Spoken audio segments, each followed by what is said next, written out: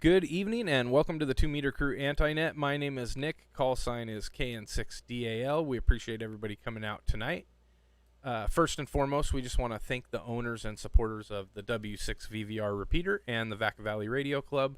Also, the Freestar Network for the use of their repeaters and digital connections. Also, big thanks to Mike, WG5EEK, Greg, KN6KIE, and Brian, KK6BXP, for the continued networking efforts on their part.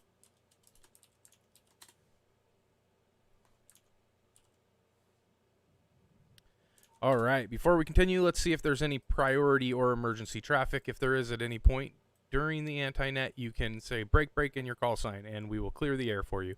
Is there any priority traffic at this time?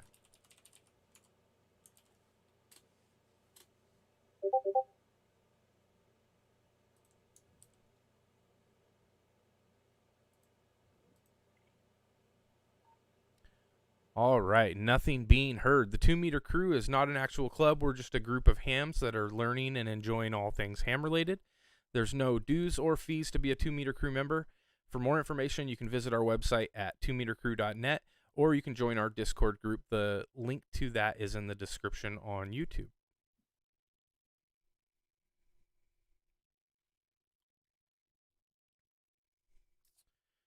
All right, so there's a ton of ways to join and hang out with us. The 2 Meter Crew Anti-Net meets every Wednesday at 8 p.m., which is 3 a.m. UTC, and we are on the W6VVR repeater. We are also connected via Echolink at W6VVR-R through All-Star nodes 51094 and 512342, through DMR Talk Group 3174117, YSF Reflector 50462, and through Freestar All-Star Links 2195 and 53377. We're also being live streamed right here on Northwest Ham Shack. If you like and subscribe, you can get notifications when we go live.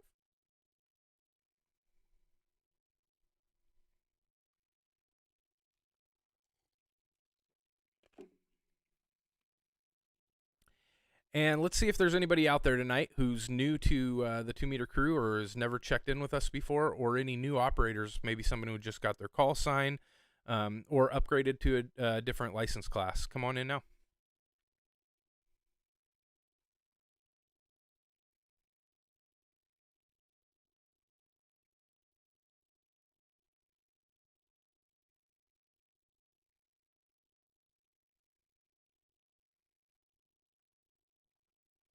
All right, moving on to anybody with a heartbeat.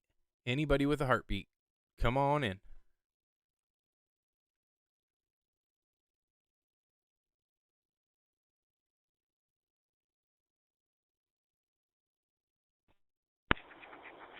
Day 7, IVU, Striker in Olympia. Hey, good evening, Striker. You're the only person with a heartbeat so far. That's awesome. How you doing tonight, and how's the evening treating you? I am doing good. I got the hotspot running in the shack, and I'm out putting goats and chickens away right now, and I'm actually heading in to go view the live stream, so looking forward to another good one. Back to you, Nick. Hey, that's awesome. I appreciate you checking in with us. If you're interested, the topic tonight is going to be about online tools that people use for amateur radio. And if you come up with something that you want to share, pop it in the chat on YouTube, and we can screen share it, and you can come in and talk about it. And feel free to break in anytime. Any other stations out there want to check in and say hi?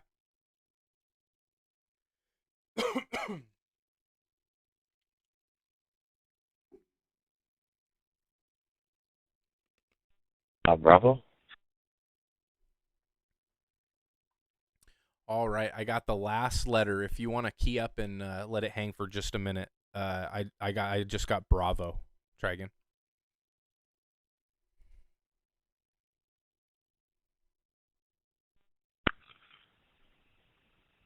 Okay. How about now? N6SPB, November 6 Sierra, Papa Bravo.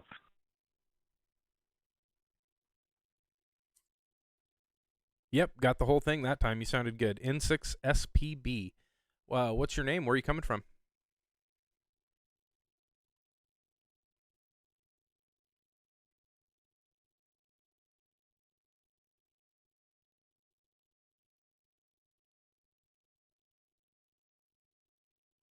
You scared him away, Jim.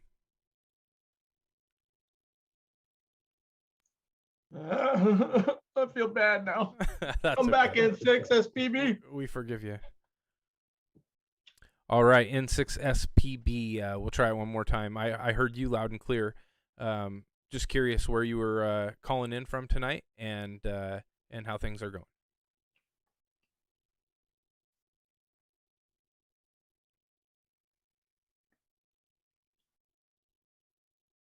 We broke it.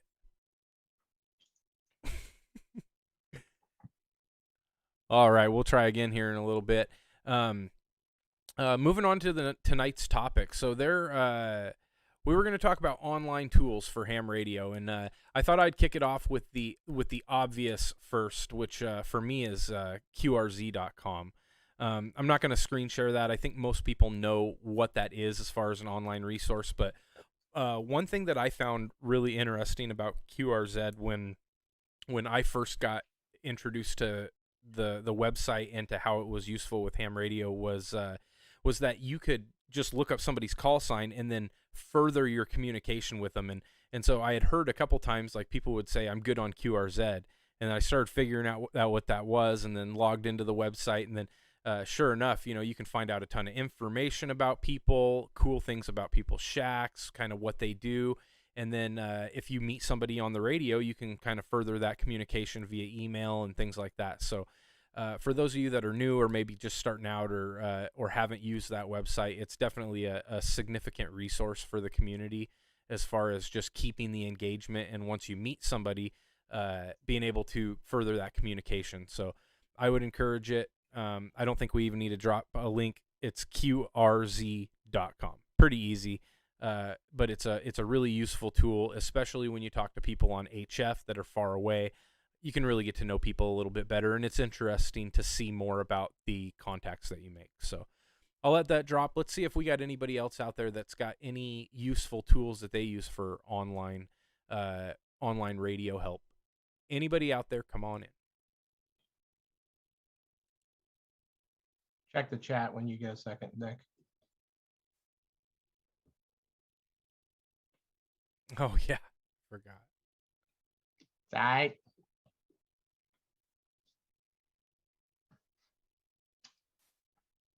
Cricket. Should I get the cricket noises out? All right. Nothing being heard. Let's go over today in history, and then we'll move on to a couple other people in the coordinator group have some different online tools that we can do. But today there were some interesting things that happened in history. In 1705, the English Navy captures Barcelona in Spain. And in 1773, Britain's East India Company tea ships cargo is burned at Indianapolis, MD. In 1806, Napoleon Bonaparte crushed the Perusian army at Jena, Germany. And in 1912, former U.S. President Theodore Roosevelt is shot and wounded in an assassination attempt in Milwaukee. He was saved by the papers in his breast pocket, and though wounded, still finished off his speech. Hey, wait a second. Wait a second. You forgot the most important one. Today is October 13th. It's the United States Navy's birthday. It's 246 years old. I know. I'm gonna share it. I'm not done yet. You were Nick, saving get that. to it. Oh, I didn't even I thought key you it were up. done with your Jeez, list, Jim, brother. you hear this guy? Man, with friends like you. It didn't go over the air though. Look YouTube's at the mad at you. airplane. YouTube's There mad at you now. What? Yeah, no one's All talking right, in the chat KN6DAL for ID. Also, one interesting one. In 1964, Reverend Martin Luther King was awarded the Nobel Peace Prize for advocating a policy of nonviolence. And in 1968, Jim Hines of USA breaks the 10-second barrier in a 100-meter sprint at the Olympics in Mexico City. His time was 9.95 seconds.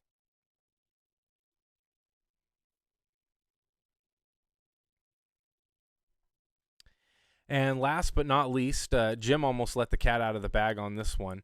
The 13th of October in 1775, a resolution of the Continental Congress established what is now the United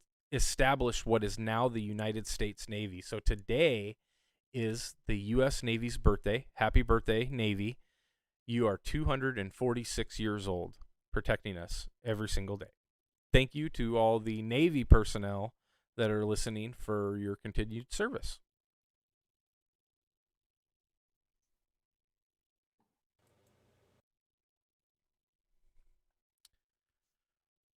All right. With that, let's see if there's anybody else out there before we call on one of these coordinators to share a little bit of their info on online tools. Anybody else out there want to check in? Come on in now.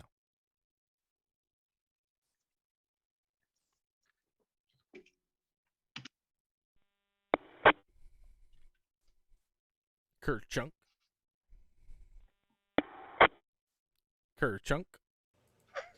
Try it again. You can make it. Anybody hear that on RF at all? Someone was trying to come in. I'm having all sorts of problems in 6SPB here. Also of note is today, no, not making it? Okay. Yeah, Forget you're it, making it. N6SPB. You're making it.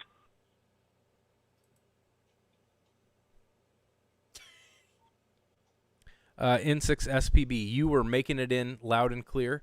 So one thing to consider is that when you're listening on YouTube and you're also listening on a digital mode, the lag is unbearable. It's completely different. So turn one of them off, preferably the YouTube side right now, because you won't be able to talk to us if you turn the other side off. So try again. I'll leave a long break for you. Come on back in.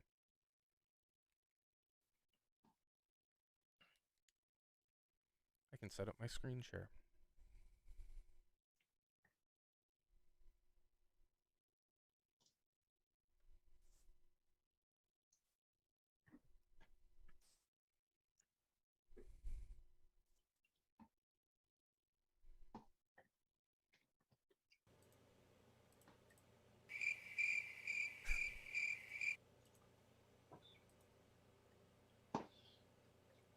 I'm not mean, I swear.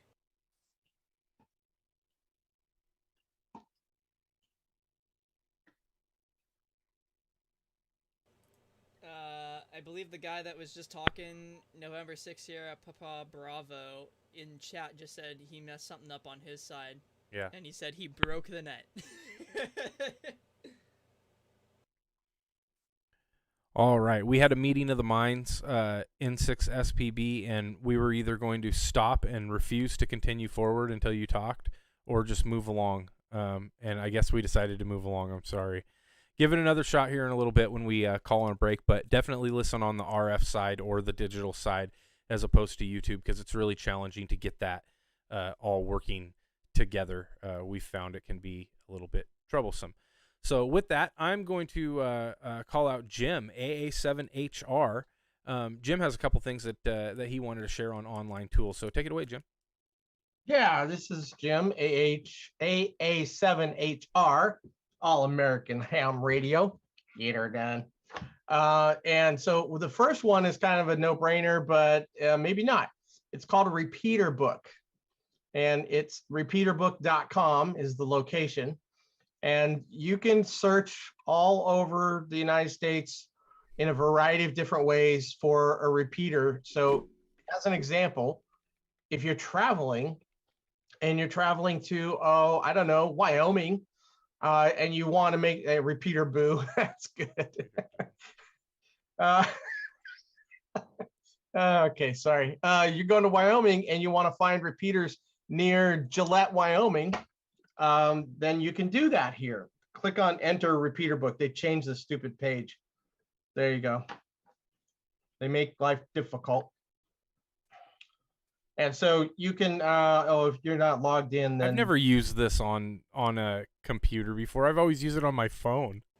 North America. Everybody says that about everything now. And it's like, I have nerve problems. I can't hold my phone long enough to type crap out. So I do everything on a computer.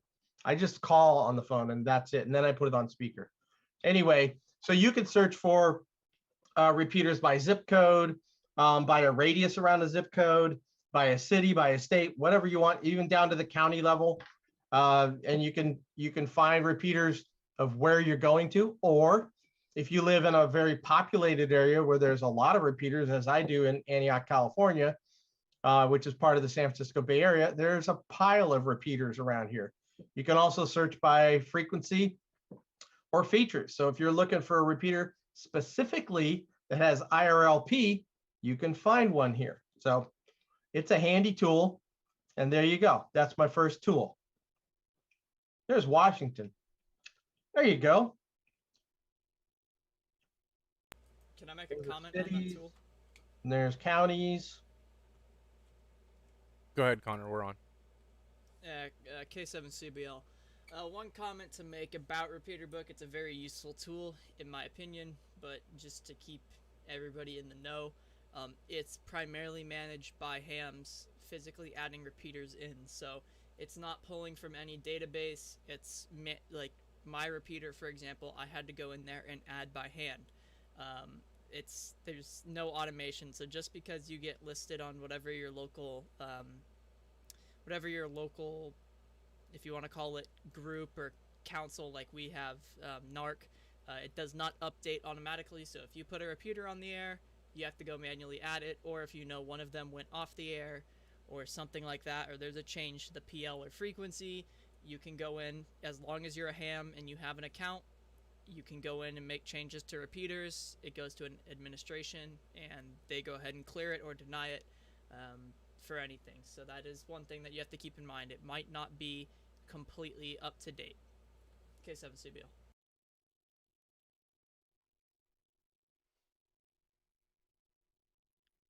All right. On to the next one, Jim. Yes, sir. So this is a really cool tool. If you are desiring to find yourself a 4-character call sign, a 1x2 or a 2x1. So Nick, on the left-hand side, there's all those numbers. Click on any one of them. Yeah, you can click on one and then scroll down a little bit. And so keep going. These are the list. There's a list of all the 1x2s and 2x1 call signs that are expiring in the next 2 years that'll become available. The second column, the last column in each of the two batches, is the date that it becomes available, which is the date that you need to put your vanity call application in for that. If you do it before the available date, if it's on a non-working day for the federal government and it's before the available date, for instance, Monday was Columbus Day, and if you were trying to get one that was on the 23rd, or not the 23rd, but the 12th, then you could put your application in on the 11th on Monday because it was a holiday. They won't receive it and they won't count it as being received until the 12th, which was fine. So it's really cool. And if you go back up to the top, Nick, on the left-hand side, when you look at it says AE7Q, each one of those takes you to a different area. And then they also have a message board or a forum. And there's lots of people that explain, the strategies on how to get one of these. And I'll be honest with you, I've applied for about 7 different 1x2 and 2x1s, and they go into competition is what they do. And then it's just randomly selected by the FCC there's another date that's about 20 days later when it gets determined who gets that call sign. So you're just, the more people that are in competition with you, the worse the odds are for you getting it. So that's the coolest thing about this site, but you can also look people up. if you go back to the home page, I think. Yeah, right there. And on the right-hand side, see all those yellow boxes? So if you want to look somebody up by call sign, you can do that here. You can look up vanity applications received since last Friday. This guy has got this all dialed in. He pulls down the database from the FCC throughout the day because there's different pieces to the database. So anyway, and there's my AA7HR, and there's my previous one was KJ6FNP. And I don't know who those other folks are. Those are people that applied for different licenses. So anyway, another handy tool. Yeah, this is KN60AL. This is really cool. I've never seen this before, and I'll definitely look at it a little bit more closely after the AntiNet, because that kind of breaks it down. I remember one time I was kind of looking through and I just gave up because I was using some other online tool and I had to keep searching and I could never find anything that was available that really was something I was interested in, and that just kind of gives you everything right there. So super interesting. Yeah. Thanks for that, Jim. This thing's not sexy, but it's very, very powerful, and the guy's done a lot of work to program it exactly right, and it's an excellent tool for a variety of things. But you know, the coveted 4-character call sign is a hot commodity because they're all gone. All right, I think you have one more that you wanted to share here, and then we'll stop and see if there's anybody else out there that's got anything they want to add. All right, take it away, Jim. Okay, so this is exactly what it says: amateur radio license map. And if you put in, let's do zip code, Nick, over on the little radio buttons on the left. Pick zip code and put in 94531. I'll show you my neighborhood. And then scroll down a little bit so you can see the whole map. There we go. And then just double click right where your mouse is right now. There you go. Okay, so there's my house. And then you can double click a little bit more. We'll zoom in a tiny bit more. Okay, perfect. And then if you click the X on my little thing, that'll get rid of the little pop-up window. There you go. And then there's my neighbor, KM6QIX. You know, so you can see people in your neighborhood who have amateur radio licenses. He has no antennas outside, so I don't know, you know, what he does or if he's, you know, active right now. But it's kind of cool.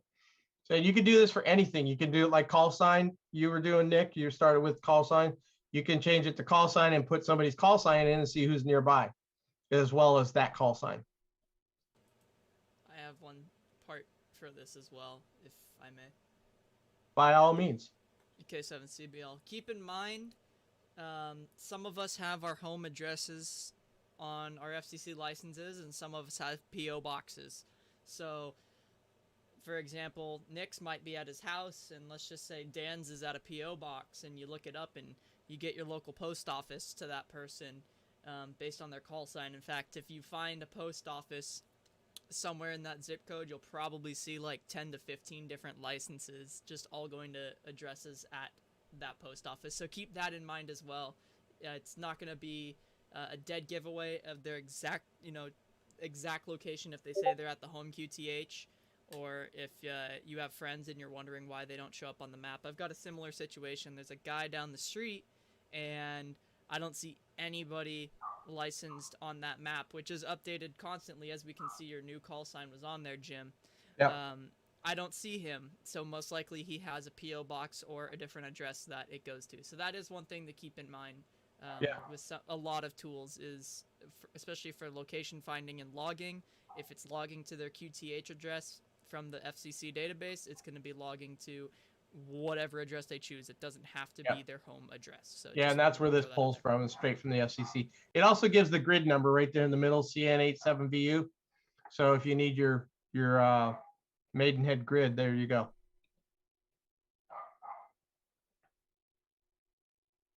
All right, KN60AL. Thanks for that, Jim. Anybody out there listening have anything that they're using as far as online tools that they want to share? Come on in now. Hey Nick, I'll just send you links to the first couple of them, and then I will have the screen share. Whiskey Alpha 6, November Delta Romeo.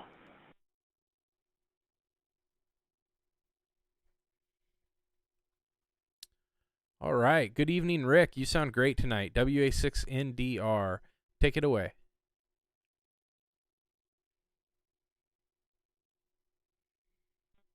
This is WA6NDR. Hey, I posted in the YouTube chat back a ways a custom azimuthal map centered on your QTH with several configuration options. And if you could copy-paste that into the screen share or whatever, it's good to see. And I can lead you through just displaying one map once you get there. I think we have links turned off, so I don't think it actually see went it? through. So location can be entered 4 ways, and it all requires latitude and longitude except Maidenhead Grid Square. So just enter for location Delta November 17. That's where I am up in eastern Washington, but it'll give the idea. And then just hit, and also check off display latitude, longitude, grid, and grid labels, and then create map. And you'll get this totally cool world map centered on me. Okay. Can you tell me one more time the website? Because we have links turned off for some reason on YouTube, so I'm not getting the link. But tell me the name of the website one more time.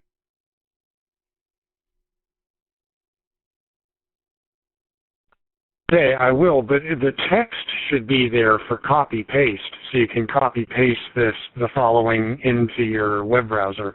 But I'm looking at the chat, and it says https://November Sierra 6 Tango.net, so that's ns6t.net /azimuth, AZIMUTH. Again, that's November Sierra 6 Tango.net /azimuth. And I see it, and I just enter DN17 and then click latitude, longitude, grid, and label grids.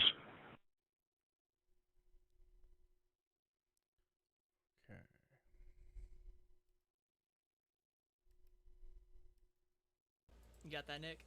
Yep.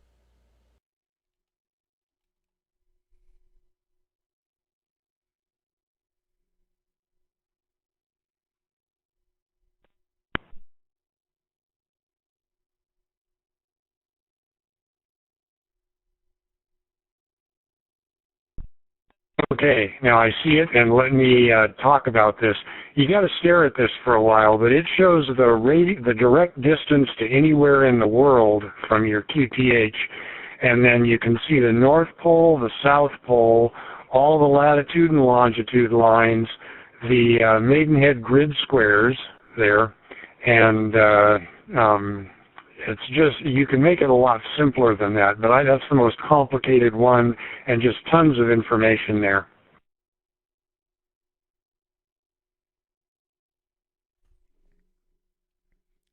Yeah, KN6DAL. I think I remember you sharing this website with us, but I never. It was a few weeks ago, maybe, when we were all just kind of talking, and I never actually pulled up a map on it. This is insane. There's a lot of information there. That's pretty interesting. So for those of you that didn't catch that, it is N6 or ns6t.net. I'll see if I can post that link in, and it should allow me to do it, but maybe not. I don't know. Yeah, I appreciate that. Thanks for that, Rick.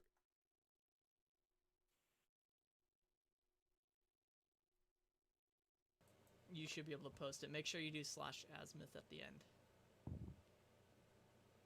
when you copy it. So I actually printed out this with the origin at my QTH, and I've got it on 24 by 36 in the ham shack, just in case I actually build a beam antenna someday. I thought it might be helpful. Yeah, no, that's good. That's good information. Just to print it out and have it kind of available for you to have your sort of direction finding ready to go.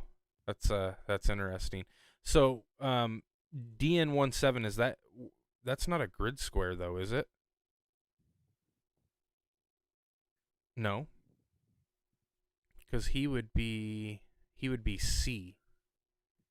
Or I'm gonna let this drop. What is DN17, Rick? KN6DAL.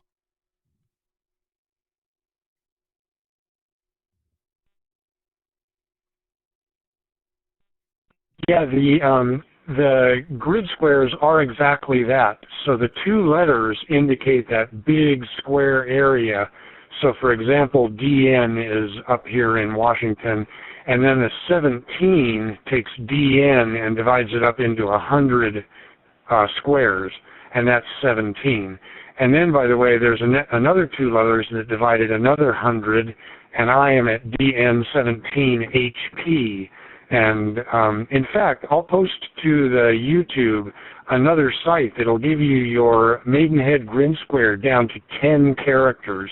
Give me a second for that.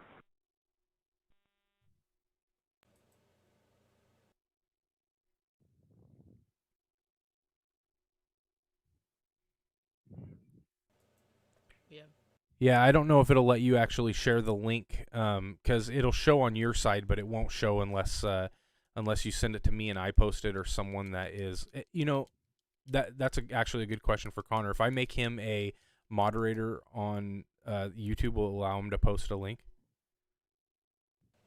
Yeah, but just have him send it to you instead. Okay. Just works easier that way. Yeah, if you like email it to me or something, Rick, I'll post it. But I'm gonna move and see if there's anybody else out there that wants to chime in real quick before we move on to a couple other of topics that we have. This is Nick, KN6DAL, calling any stations out there to check in and say hi.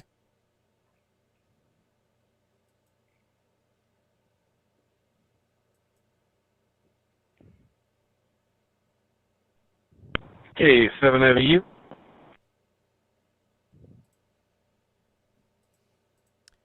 All right, Stryker, did you get all the animals put away and fed and get back to your shack safe and sound?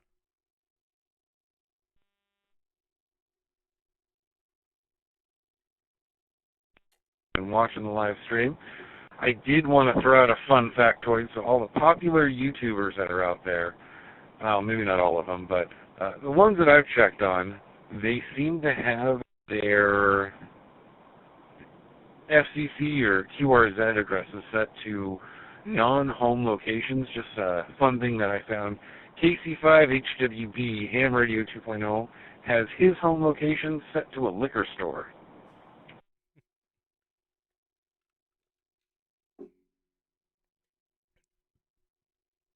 Well, you never know. After a long day of work, that might be his home location, or what he considers to be his home location.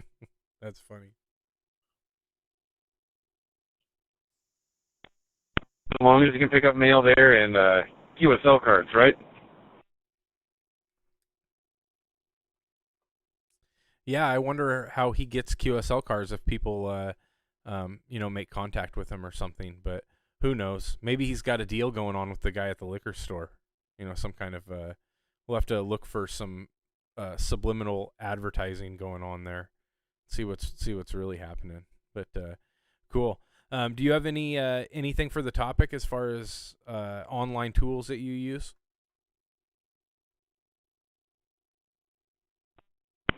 One that I posted up in the YouTube chat, I don't know if you saw it or not, but it's very similar to what's going on right now. It's grid square locations. It's Hotel Alpha 8 Tango Kilowatt Sierra dot hotel dot uniform. Hotel uniform.hu. It is a pretty good grid square address finder.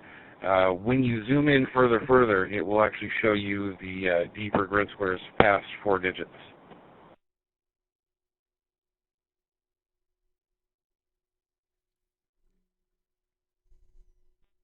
Actually, it looks like a different page. Try /ham geocoding. Past that.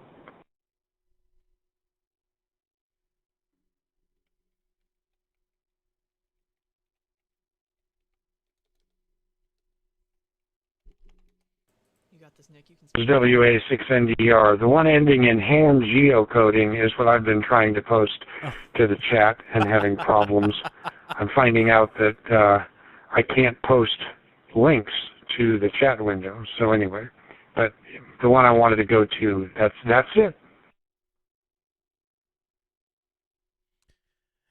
Yeah, I'm not sure who how to enable that, to be quite honest with you. I think you have to have a certain number of subscribers in order to be able to post links, unless you're the owner of the page or something. I don't know. Who knows? I don't pay any attention to that stuff. But hey, we made it. We're here. So this looks pretty cool. So you can actually, it looks like you can double click on these and move in. And I think somebody was saying, so that's where I got confused, because I'm in Charlie November and Rick is in Delta November here. And so the split is kind of on the far end of Eastern Washington, not quite right down the middle, but a little bit further to the right. So Stryker or Rick, fight over the mic and take it away. What do you have to say about this website?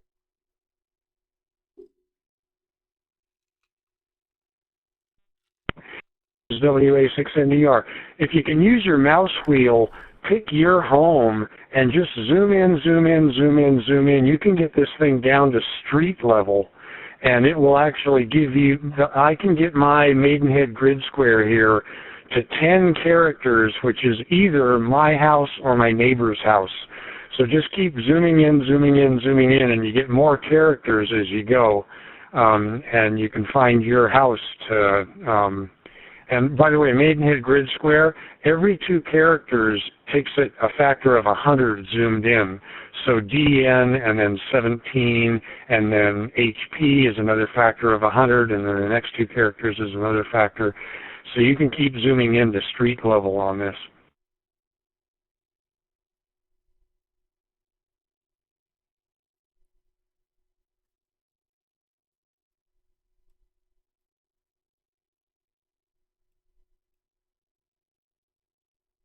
Oh, geez. That's a lot. All right, so that's my actual. I can't tell if I'm like right here on the border. So Charlie November 87 Victor Victor 94 Lima Lima is my grid square for anybody that needs the exact one. That's interesting. I've never seen that before, and I didn't even know that they drilled down that far. But really cool. I think that takes the cake so far as breaking it down to that low of a level. Yeah. Anybody else got a comment on that? I'm kind of blown away at how close it gets you.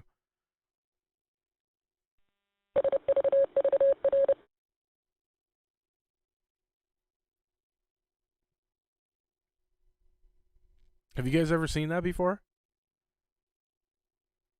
I knew about the character count and going down that far. I just never knew any tools, because like QRZ, for example, only gives you Charlie Mike 87 United November is like what mine is. It doesn't go any further than that. I didn't know you could get down to like, Charlie Mike 87 UN XXXXX, whatever it is. Yeah, that's really interesting. So cool. All right, nothing being heard. KN6DAL. We got a couple more things to go over. I'm going to pass it over to Connor, and Connor, I will kick off the screen sharing, and I'll let you take it away if you want. Okay, you want me to do it? Okay, Yep. I got it. Yeah. I trust your judgment, kind of. All right, Sometimes. so Connor's going to take it, and it's all yours. KN6DAL over to K7CBL. Drop it for 1 moment. Let me just get this set up, because I was not ready for that. Well, I was, but... Alright, go ahead and key it. Alright, this is Connor, Kilo 7 Charlie Bravo Lima. So I've got a few tools. We're going to start off with the ones that I like to use. I'm going to post it in chat right now. Anybody on a computer wants to follow along. So this is on QSL.net. I'm not going to read out the domain. Hey, Connor, stop. Sorry. Kill your screen share for a second. Just kill the screen share. Okay, bring it back up. For Oh, some was that- reason, it wouldn't let me. I had it over on the wrong screen, and it wouldn't let me show anything. That was weird. Oh, So Okay. go ahead and screen share again. There we actually, go. Let's change that up. Good Okay. to go. All right, so it's on QSL.net, as I said before. It's very useful. I put it in the YouTube chat. Anybody can take a look at it. So what this is a tool that you can calculate loss of coax. So let's start out just by doing a simple little test. Calculating coax loss is, I wouldn't say it's difficult, but it's tedious. This tool takes the most commonly used coaxes and puts them into a big database with all their information, like the velocity factor, whatever information down to the T that it requires. It's good to go. So let's do LMR 240. What I typically use for short runs of coax when it's not a it's when it's my normal coax. And let's do a run of 100 feet at, let's do 445 megahertz, for example. And let's do power in 45 watts. That's typical of most people's home setups. So it can calculate out here on the right side 5.262 dB loss. And that's, of course, with the perfect SWR. This is just to see the coax loss itself, so we're not including SWR. So it actually gives you your match loss and total loss if you have, because there's different types of losses. I won't go into it. But it shows you your estimated rated power at the end of your coax. So if you have 5.262 dB of loss on LMR 240, and you're transmitting 45 watts, your estimated rated power is only 13 watts. Go ahead and drop, Nick.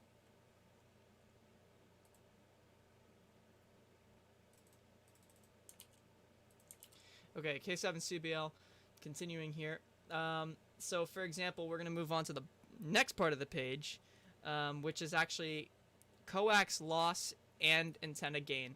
So dB of loss, that's why we grabbed that 100-foot calculation, and we're going to use the 100-foot example, which is a bit long for most houses, but it is probably the longest most people will run. Enter power into cable in watts. So again, we're going to enter 45 watts, just thinking that you're running a normal radio. And then you're going to be able to enter the gain of your antenna in dBd. So a lot of radio is measured in dBd, but in ham radio, it's measured in dBi. The way to convert dBi to dBd is, say you have 5 dBi. So that, let me go to a calculator so I don't look dumb. So you have 5 dBi, and you subtract 2.15, and that gives you 2.85 dBd of gain, or decibels of gain.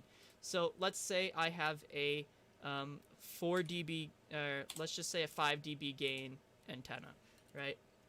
Which is, that's a lot. When you click on calculate, it gives you the information of what you're asking. And this might be difficult to see on the stream as the colors are not the best. Let's try to zoom in, actually. Let's see. There we go. That's much better. So I could be doing this wrong, but as far as I know, I believe I'm doing it correct, and it's somewhat accurate to what I've found myself. So if you want to go ahead and drop, Nick.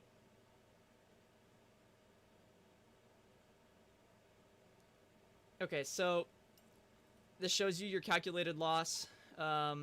You can change the measurements around to whatever you want. It shows you your power input, your power output, your gain of your antenna. So this is like a simple math equation. So start out with 45 watts with 5.3 dB of gain on your feed line, which is your estimated rated power out of your coax is 13.4 watts. Then it adds in the gain of your antenna, showing your estimated rate of power of your antenna system. That also includes your loss of your coax, which is 42.4. So to read this in short, 45 watt transmitter into 100 feet of coax with a loss of 5.3 dB at 100 feet, plus the 5 decibels of antenna gain, your IRP or ERP is going to be 42.4 watts.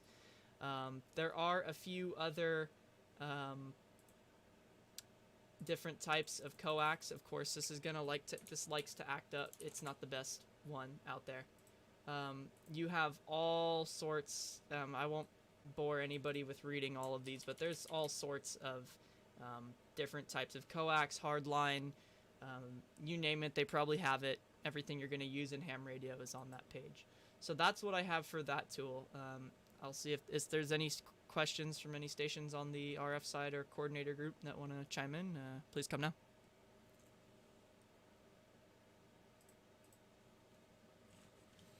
No questions? Whoa.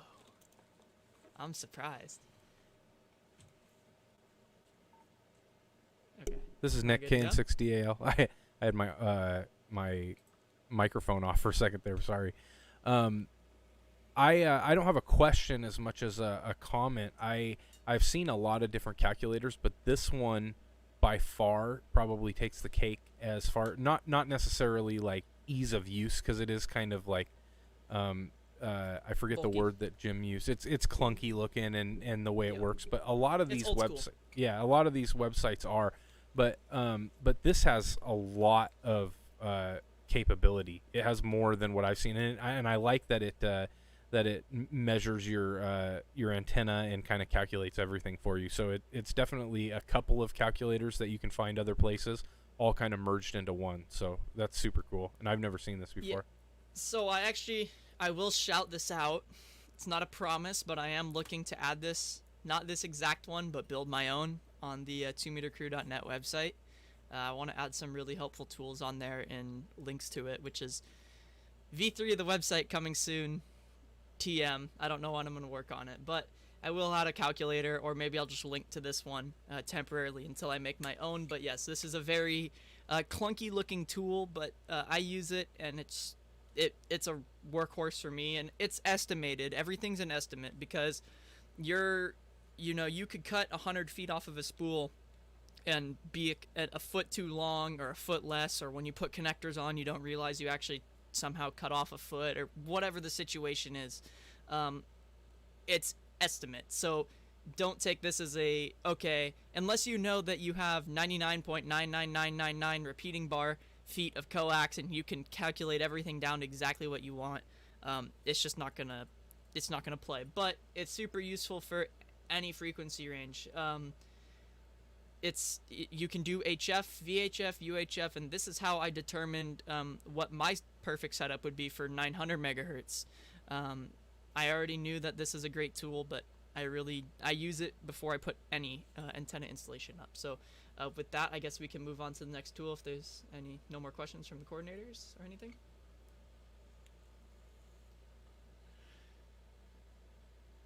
Nick again, KN6DAL. I will comment as far as feed line length. One thing to consider is that you typically, when you get into really measuring and getting the best setup station, and you don't have to do this. You can throw feed line out and make it work, and just buy the best feed line that you can get. That's the advice that I was given when I kind of first got into HF is, spend the money that you can on your feed line. But there are ways to actually measure the length of your feed line based on the frequencies that you plan on running, and you can optimize your setup that way by changing the actual length to run on it's like unequal harmonics to the band that you're operating on. And I don't know the exact science behind it.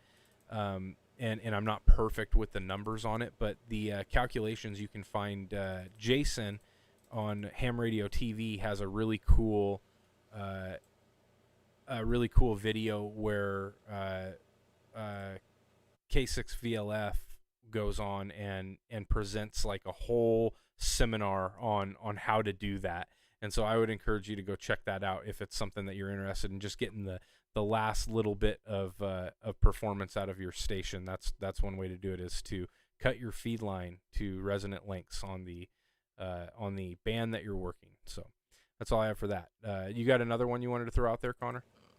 I got a couple of them, and I'll try to go briefly with them. So if you want to let that drop. All right. take it away. K7CBL, since you interrupted me there. So I'm going to show it to the YouTube people. Everybody knows what these are, I would assume. This is my local club's repeater that I maintain. Coverage maps. There's a few websites out there, although a lot of them, from what I've seen, are paid apps. And I do not like that in a way. I believe it should be free, personally, but that's personal. So here, I'll just run over this map really quick, and then I'll explain the website. So green that you see on the screen is 90% coverage, reliability, and above, and yellow is anything below 90%. So for example, our repeater here radiates throughout the entire bay, a little bit up into the Napa and Petaluma area, but then you can see like there's certain spots where we go right over the East Bay hillside, mountain range, whatever you want to call it, that we just pop over into Stockton with who knows how good coverage, but you can see how it calculates it, that there's certain spots, like right here, it's a faint green line through the yellow where it could be a few buildings are out of the way and the shot's not obstructed. It's a very useful tool, especially if you want to learn it. I would do it at your home QTH on 146.52 or whatever you really want to do, and get it. And mind you, your coverage on VHF, UHF, all the different bands, it's going to be different. I'm not going to build a map tonight to show it, but what I will do is I will quickly show the website and put the link in chat. So the link is now in the chat. This is, if I'm not mistaken, French. So it is a little weird when you first get to it. You have to make an account and you have to do a thing called a site setup. So for example, like I have multiple different sites, all of repeater sites and stuff like that. And then you have to make a new coverage. And, oh, come on, there we go. So then you choose your site. Right, so you would choose your location, and I'm gonna try to do this as speedy as possible. Height above ground, let's just do, so the site is where you put the information in regarding the elevation, but let's just say, I don't know what it is, 65 feet, antenna gain and dBi. So this is actually a tool that uses dBi. We'll just leave it at 5.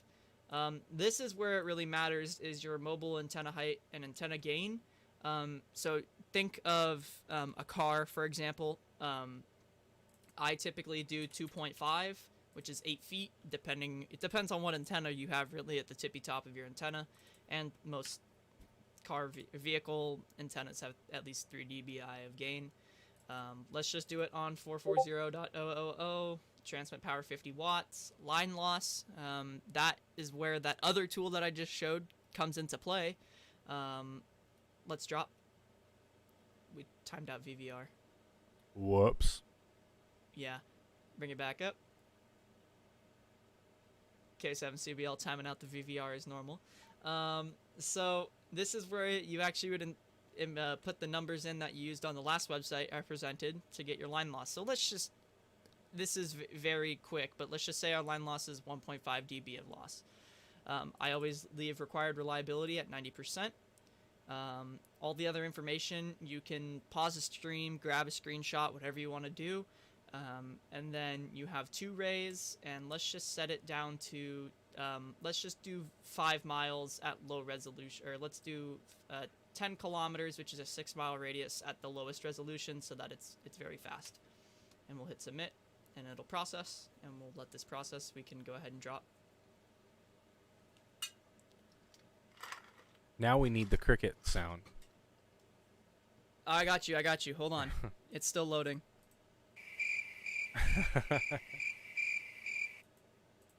So, for YouTube people, this is a little slow, but go ahead and key us up, Nick. Okay, so we're back after some cricket noises. Again, I did this super small. I typically, for a repeater, I do a very large coverage area, just to really show what the coverage is. But for example, here, you can actually see again, I didn't do it exact, but you can see there are some cold spots from the information that I put in. So it shows that it covers, this is pretty much all line of sight and behind our repeater's location. So I would say this is 100% accurate for sure. There's a nice clean line right here, which is the actual mountain range, if that's what you want to call it. Just a bunch of hills, a lot of land. So this is fairly accurate. Very good tool, takes a little bit of learning, but once you get it down, you can make coverage maps like I showed. I'll pull it up on screen again, and get real coverage of your repeaters, your simplex, whatever you want. What I normally do, though, is for most accurate results, when we were talking about the, we can go back, actually, and we can go back. We can stop that. Come on, website, you got this. Okay, we'll just leave page, and of course it logs me out. Of course, when I go to new coverages, what I typically do is I actually leave the antenna gain and the mobile gain down a little bit, which contradicts somewhat what I said before, but what that shows me is where portable coverage is going to shine, because you're calculating pretty much for mobile or base coverage with this, and what really matters to me the most is portable coverage, because I know mobiles will obviously operate a little bit further than the boundaries. So that one that I just showed on screen here, this is looking at it from, this is actually, I just left it at the default, so 6.5 feet of antenna height with 2 dBi of gain. That's the default, and that's what it shows. That's kind of portable coverage-ish. You're going to be scratchy in some areas, but it's hard to explain if most people don't know about it. But yeah, this site, I can see the whole Bay Area, so this kind of works out to be somewhat legit. And from my testing with the, oh, we timed out VVR. I don't think it's VVR. I think it's something else. I think see VVR drop. I have something timed out on my All-Star node too. Okay. Yeah, it's the nodes. The nodes are set to 3 minutes. Yeah, VVR is 10 minutes. Yeah. A7HR. Okay, get up. All right, I'll try to be less long-winded. But yeah, that's that tool. Check it out. Links in the Discord chat. And I'm going to move on to a cooler one in a moment. K7 CBL for Eddie.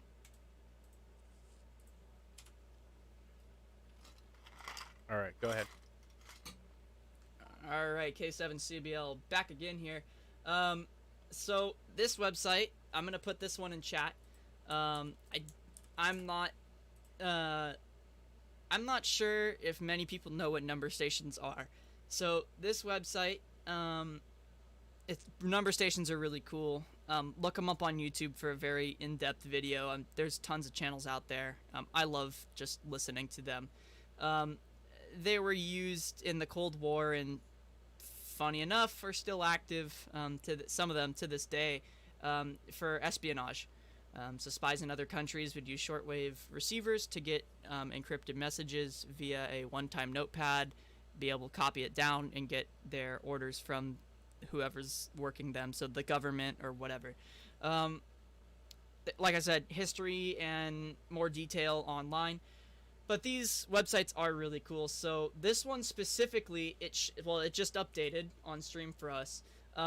Next station, 14 minutes. It's going to be the transmitter name, which is Foxtrot 06 Atom. And it shows the frequency in RTTY, RTTY. If you have a RTTY setup at home, you could decode it. There's nothing wrong with doing that. It's not going to make any sense because it's just numbers. But like if you click on that, for example, it will open up a new tab, and it will, if it loads, depending on the SDR, let me mute that in my ears. It will take you to the frequency and the mode and whatever of the SDR that is closest to it. So this is a really cool tool because you can just kind of sit back, relax, do your thing, and keep an eye on the website. And when a station's about to go live, you can click into it and listen to a number station, which is old school. Go ahead and drop K7 CBL for Eddie. Back on the air here. There's other pages of the website to show different transmitters and their history. One of the most well-known ones, and I might butcher this, is the Linkshire Poacher, which was, I believe, a UK transmitter, no longer on the air. It's just really cool, the stuff that you can find on this website. And there's more than just number stations. There's military stations and diplomatic stations about those transmitters, so where they're located, what modes do they typically transmit on. And some people dream of getting the number and decoding what it's saying, but it's I mean, anything's possible, but that's out of reach for most people. So yeah, this is a really cool website. Check it out. It's in the chat. And I guess we'll move on to, we'll move on to the last one, K7CBL. You can drop it. Okay. So this one, I'm going to quickly do this really quick. Just give me a second. So this last one, what was that? I don't know. Okay. Go ahead and key it. All right, K7CBL. So this last one is for Motorola people, especially people who are really into the digital side. This tool is going to be posted in the chat right now. It allows you to decode and encode flash codes for the Motorola radios. So, for example, I'll just do a XTL 5000, and here shows all of the different options that you can have on that radio. Word of advice, if you're looking to build your own flash code and figure that out, don't go clicking every button, because some of them actually contradict each other and then you lose features. So these aren't just for gaining features, some of them remove stuff. And there's also certain ones, like the ones in red, require prerequisites that you have to check as well. So it's more for advanced users, but you can encode your own flash code, which is a really cool one. Or, for example, you can decode a flash code. So I'm going to absolutely contradict what I just said, and I'm going to show this on stream. I'm going to go ahead and check every box here. And this is very helpful for anybody looking to purchase a Motorola radio. Oops, so I missed one. Oh well. So now we're going to go to the decoder, and let's let this drop. Okay, so now we're on the decoder tab, and that's just clickable by the header of the website. This is where you really want to check your flash codes if you're not familiar with Motorola's before you buy a radio. You want to click whatever model. We just encoded an XTL 5000, so that's the mobile version. You click on that dot, and it's a little bit confusing because there's multiple rows, but you can decode the flash code and see what options are enabled on that radio. And that's really important for hams when it comes to purchasing used Motorola equipment. You want to make sure you get what they're advertising, because there's certain ones like front panel programming that are really helpful, and you want to make sure that the person selling it to you gives you the right flash code of what's on the radio so that you're getting what you're promised. Because once you get the radio and it's out of their hands, there's nothing that you can do to get them to help you get front panel programming. It's just not possible. So that was that tool. Link again is in chat if anybody wants to look at it. There's ways to look at different flash codes at the same time to see what the benefits and drawbacks are to each of them, but that doesn't really matter for most cases. So that's really all I have, Nick, for websites, different tools that I'm familiar with. That was kind of long-winded, but I hope it was helpful to somebody out there, at least one of them. K7CBL, back to Nick.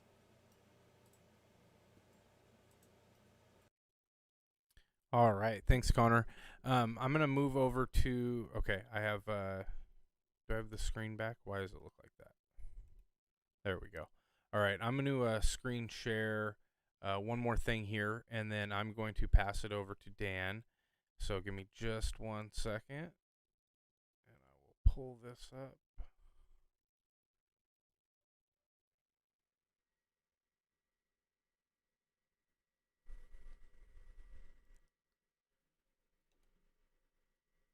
And here we go. All right, Dan, take it away. Thanks, Nick. So what we're looking at here is sodamaps.org. That's Sierra Oscar Tango Alpha. Mike Alpha Papa Sierra.org. By the way, this is November 6 Echo Tango Romeo. We're looking at a SOTA map, and here you can drop down and select a region. As far as the United States is concerned, it seems to parallel how the call signs work. So if you look up W6, it'll hit California. It's not listed as California, but that'll show us California. And then from here, we have the regions, the North Coast, Southern Desert, Sierra Nevada. So you could choose Northern Coastal Ranges, W6/NC. And that will further zoom in and select various summits that are available. I think if you go to the left, let's see, you should be able to search, or you could choose yeah, there you go, Nick. Yep. Go ahead and type in Mount Vaca. November 6 Echo Tango Romeo for ID.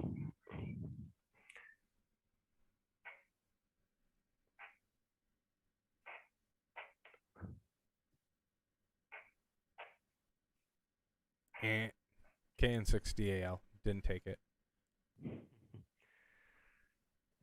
It should be identifier NC-151, I believe, and 6ETR.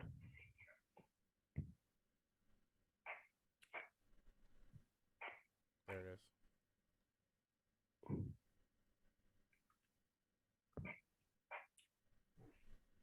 Excellent. So NC-151 is Mount Vaca, and on the list to the left, it has, I believe it's a quantity of activations and the points, how many points it's worth when you activate the summit.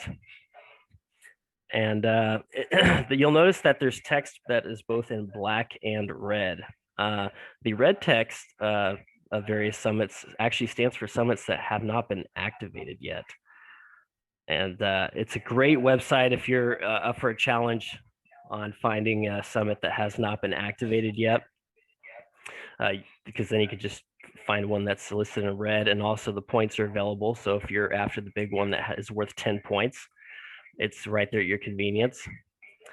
And what I love about the map interface is that it shows topography, and it shows main roads as well as trails.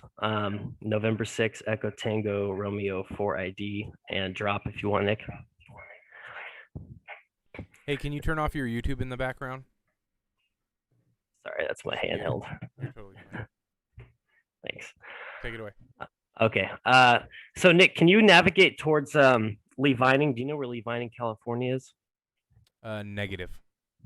Okay, it's over Highway 395, kind of at the dog leg where California and Nevada meet.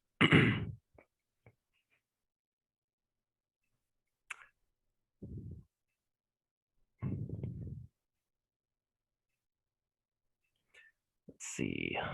Oh yeah, you'll have to go north. If you know where Yosemite's at, it's east of Yosemite.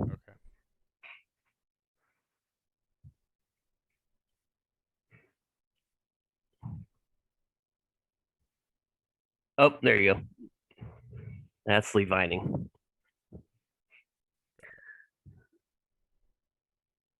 So we should be able to, if you choose an association again on the left drop down, sorry, far left. Oh yeah, if we choose W6 for California. Okay, so if you could find a blue square that encompasses Lee Vining into the zone of the blue square. It's difficult because they seem to overlap a little bit, but if you're not familiar with what region you need, but you know where you're traveling for the weekend, this is okay. So it's one of these here. If we find the one that has, there should be Mount Lee Vining. Okay, let's do W6/ND. I think you can also just click on the header of the blue square if you're on the map.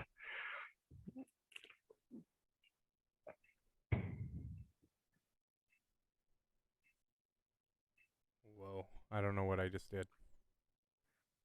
It's okay. You're in the Northern Desert. That's the right one.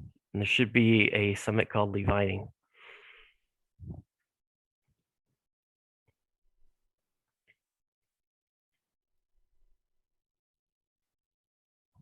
Should be west of Mono Lake. Okay, there you go. ND 380. Okay, cool. Got it. Now we're there. Can you zoom in to Monodome? It's if you go to your 10 o'clock, if you pan to your 10 o'clock. Other way, sorry. See right there, it says Monodome ND-383. And there's two trails going off of Highway 120 there. You can pan right.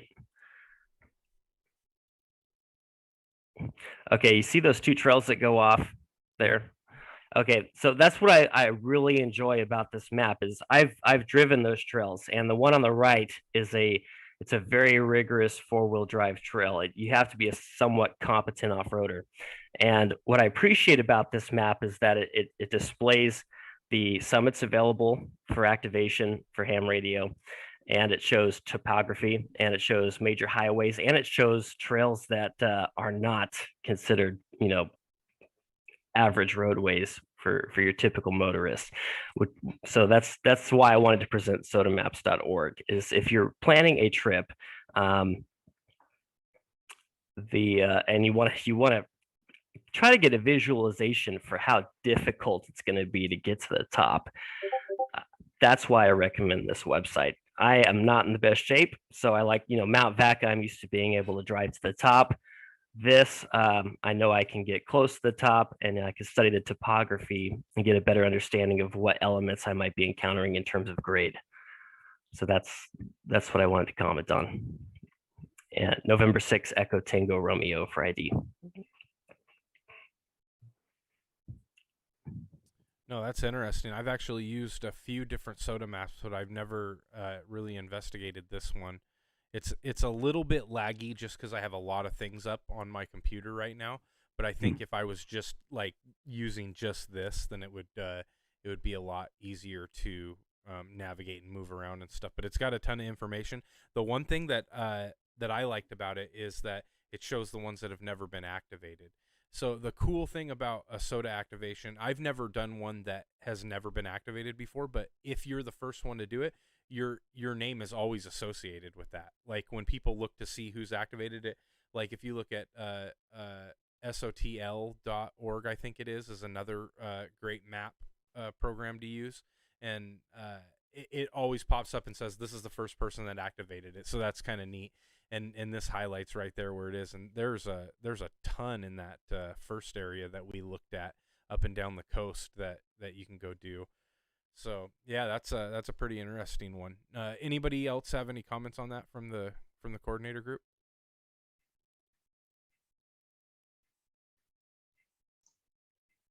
A7H. No, did you say the red ones are not not yet summited, not ever been activated is the word. I've never done this stuff. So Yeah. Is it the red diamond? Is it the red triangle or the red letters? The red letters. That's correct. Yeah, it's the red lettering. So if you see the icons on the summits, there's a numerical value of 8, 10. Yeah. That's Right. the point value in the triangle. Okay. Got And it. then the name, letter, hyphen, number, that's the summit indicator in Awesome. CTR. Okay, cool. Yeah, that's pretty cool. I actually made an account a long time ago, but it was I didn't take the time to figure it out. So Well, and it's pretty cool because I live in Vacaville, and Mount Vaca is an easy one. You can just drive up to the top. But I look at what can I tow my trailer to within 3 or 4 hours of driving? What's red and not activated? And so I zoom in and I find it on the list to the left. And then I look at the topography and I look at the roadways available, and I go, man, I don't know if I'm cut out for that one or not, because the contour lines get closer and closer, which for those of you that don't understand topography, that means it's steeper in Yep. CTR. that's cool, man. Thank you. All right, KN6DAL. I'm going to take one last check here, see if we've got anybody else that wants to chime in before we shut the repeaters down. Is there anybody out there that wants to check in and say hi or has anything they want to add for online tools? Come on in now.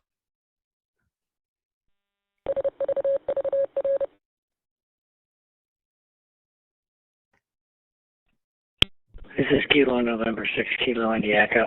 I don't really have anything to add. It's a great show tonight, guys. Lots of websites. Totally appreciate it. Talk to you guys later. Kilo November 6, Kilo Indy Echo. Hey, thanks, Greg, for checking in. And I see you're coming in through P25. It's cool that you're using that link tonight, and I like it because I can see your call sign pop up, and it tells me who you are. So great to have you out here tonight. Hope everything's going good, and I appreciate you checking in. Anybody else out there want to say hi before we shut her down?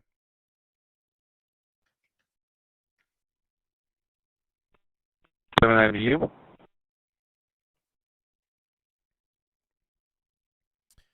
Hey, Striker, go ahead. What do you got?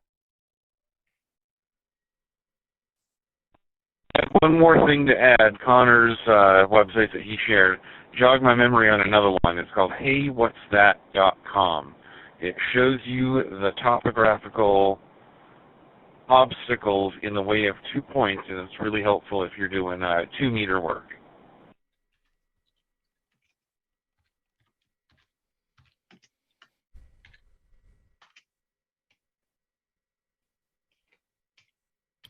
Okay, so explain this again. I'm looking at it, and it looks to me. Oh, hey, that's kind of cool right here. I'm assuming that this has something to do with like a not necessarily just a topo map, but it gives you kind of your frequency range or what your line of sight range is.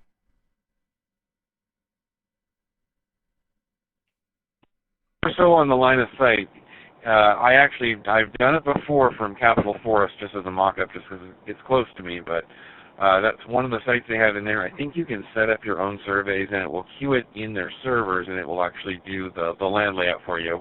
But you can put in a couple of different points, and it will show you what is going to be in the way from those 2 points, and if there's a high peak or a mountain range or something along those lines in the mix. Man, you guys are giving me so many things to look at. I have to just keep bookmarking stuff all night long because I'm seeing all these new and interesting. This is really cool. So if you, for those of you on YouTube and in the group chat, you can see different mountain peaks and stuff like that. I'm not even sure where. I'm looking at a view from Mount Beatty, and I don't know where that's at. But I could probably pop these in and search for it, but either way, it's giving you just kind of a overall view of what your coverage is, and then it also shows you what's in the way here. It gives you a 360 panoramic view of the geography, and then yeah, that's pretty cool. I appreciate that. I've never seen this app before, or this website before either, so. Man, lots of info, lots of good info. Anybody else got anything to add on that?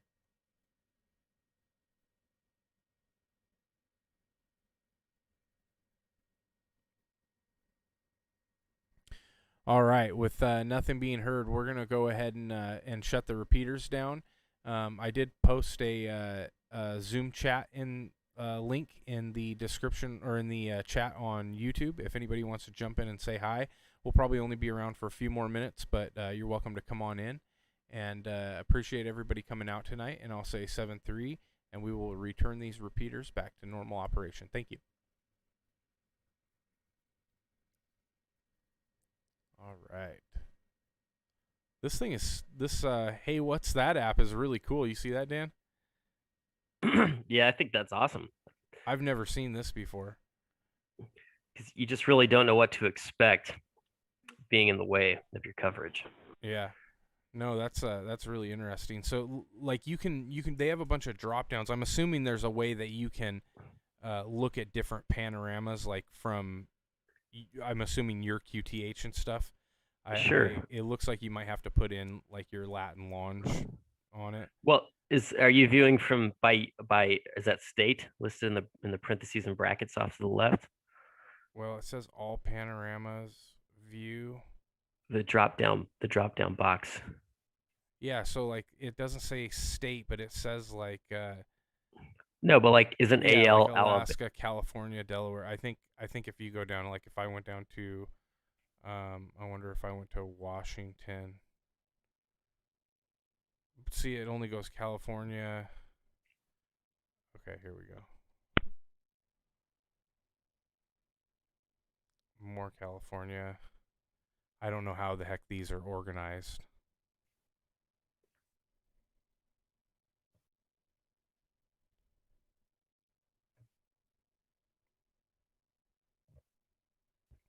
But I think what you can do is you can go out on this map and you can just go over.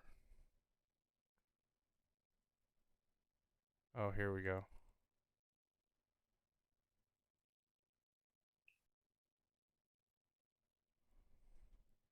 So let's say I just wanted to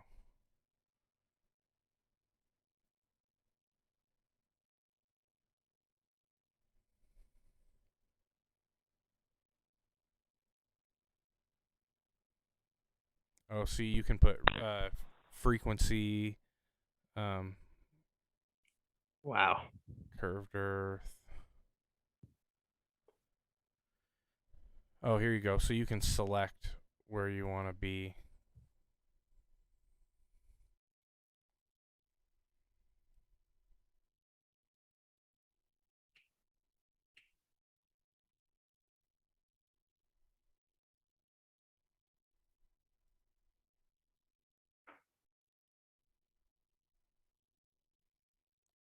And then you submit. It's a lot like the other one, but this looks like it might be a little bit more user friendly. Elevation.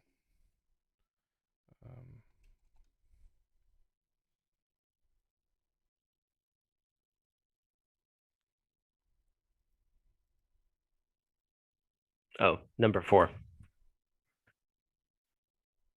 That's the title that they're asking for.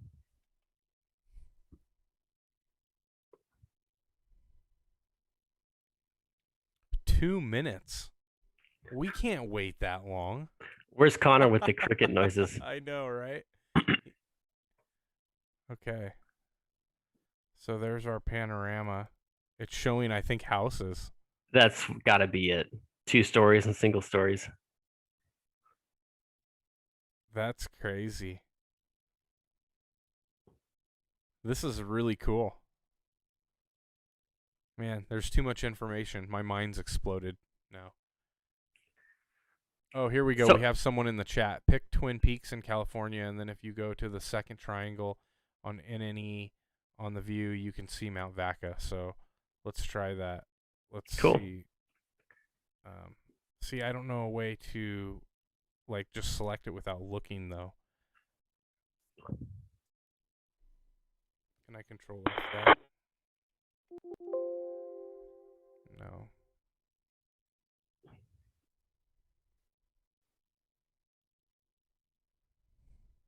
Oh, okay. Twin.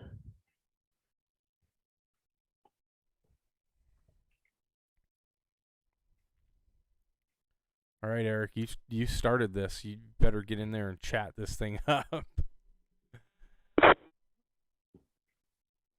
see here.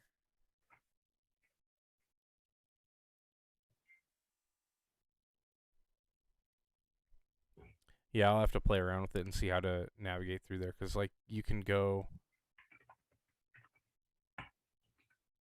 I suppose you could search. Oh, this is an actual address, so you can search Twin Peaks.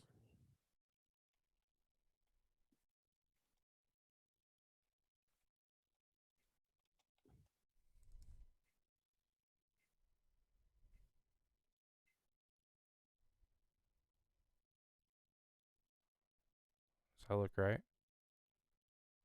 I don't know. Let's go. Let's just go to Mount Vaca or Mount Diablo.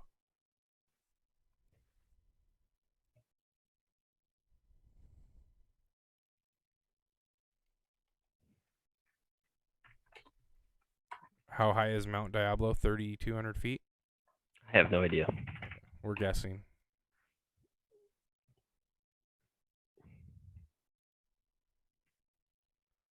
So you go there. I'm trying to get on Zoom. Well, click the link, Eric. All you got to do is click that. He'll get there. All right, Diablo is ready to view.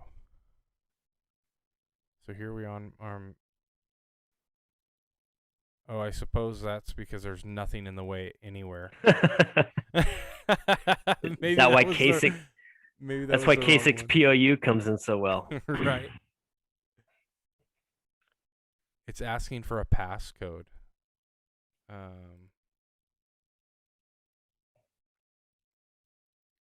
usually doesn't. Hold on, I'm getting it.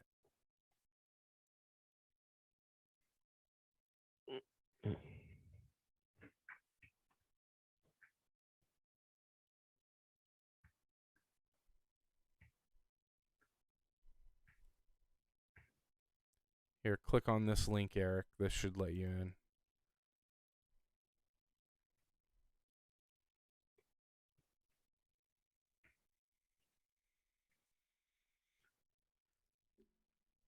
I really want to know how this thing works. Other than we just picked the highest peak in the area, so we got nothing out of Oh, it. there's Twin Peaks. Where? Sorry, I've got Chrome off to the side. I just panned into the San Francisco area.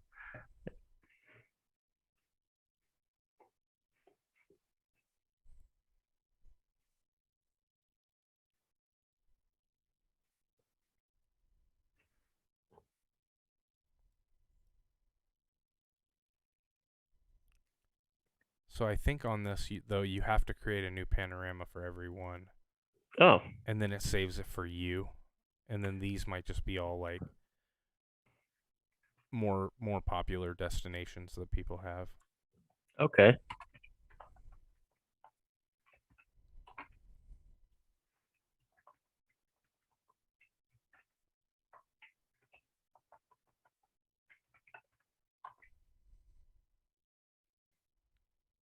No, because see, so I'm just doing it wrong. Because here, there's this is Mount Diablo South Peak Lighthouse Deck, and it shows everything in the way. That's cool.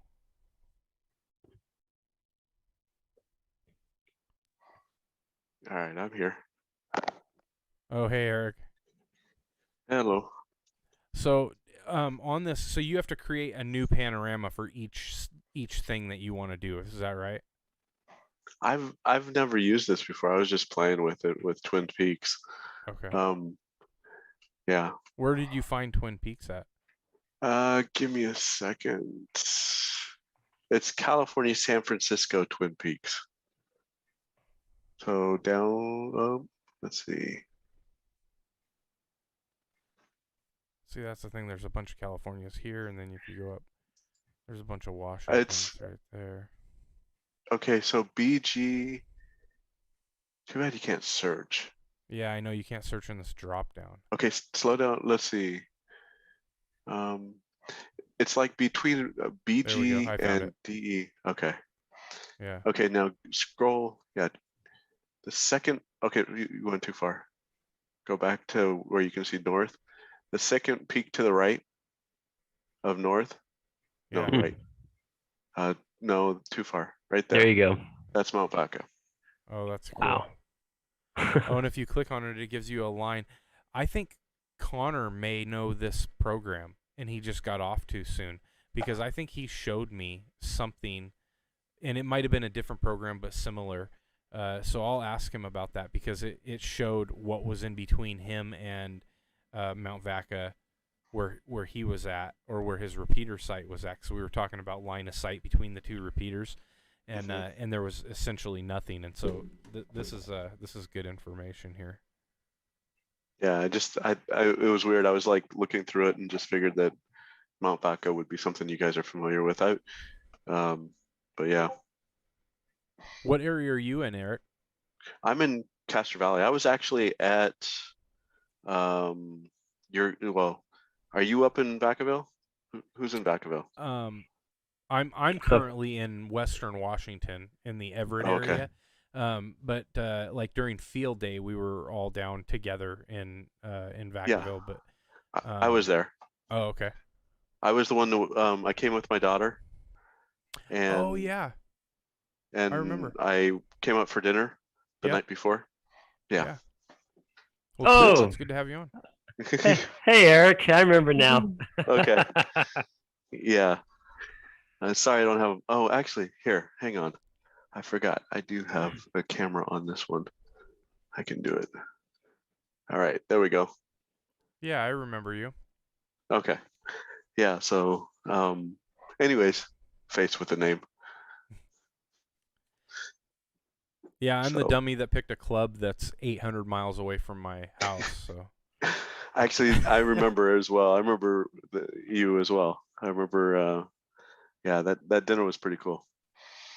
Even though Yeah, it it's took a me lot of forever fun. to find you guys.